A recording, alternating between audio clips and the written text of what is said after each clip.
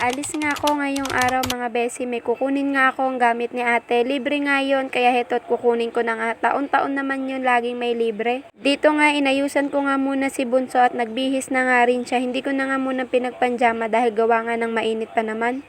Isasama ko nga sila pareho, maiiwan nga muna sila dun sa tita nila dahil nga walang maiiwanan sa kanila dito sa bahay at baka mapano nga sila at baka magsaksak pa nga. Isasama ko nga para mas sigurado na nga dahil doon nga meron nga silang maiiwanan yung tita nga nila at pagka dito nga sa bahay wala talaga silang kasama dahil apat lang naman kami dito. Nang mga araw na nga ito ay wala si dada na sa trabaho nga kaya kailangan ko talaga silang isama. Hindi rin naman ako magtatagal dahil kukunin ko lang din naman talaga yung gamit nga ni ate. Nang ma-check ko nga nandito na yung ticket ni ate, heto nga't aalis na nga rin kami at dahil maaga pa nga at baka abutan pa nga kami ng init sa daan. Dinala ko na nga rin yung PSA ni Bunso, magpapaserox na rin ako para nga sa Lunes enroll ko na nga lang siya at baka makalimutan ko pa nga kaya heto't binitbit ko na nga at na maiserox na nga. Fast forward na nga, naglakad na nga lang ako dito besi dahil maaga pa naman.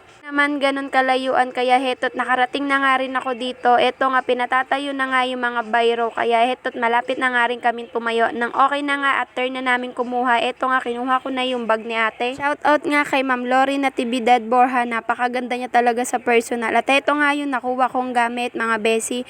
Meron nga tong bag at meron na nga rin tong dalawang side pocket na pwede mo nga lagyan ng tumbler at mga payo. May dalawang zipper na rin siya at sa loob nga malaki nga din yung compartment at marami ka na nga rin mailalagay at sa harap nga pwede mo na rin ilagay yung baon at sa likod naman pwede mo nga rin lagyan ng name para nga hindi mawala yung gamit. Meron nga yan kasama 8 writing notebook mga besi at hindi nga lang yan, meron na rin nga yan lunch bag at hindi ka na nga rin mahihirapan pa maglagay at meron na nga rin yan kutsara tinidor. Meron nga rin yan partition para nga kahit papano nakabukod yung ulam at kanin at hindi nga lang din yun, meron na nga rin yan tumbler, ano pa bang hahanapin mo, kompleto na nga yan at papasok na nga lang talaga yung anak mo.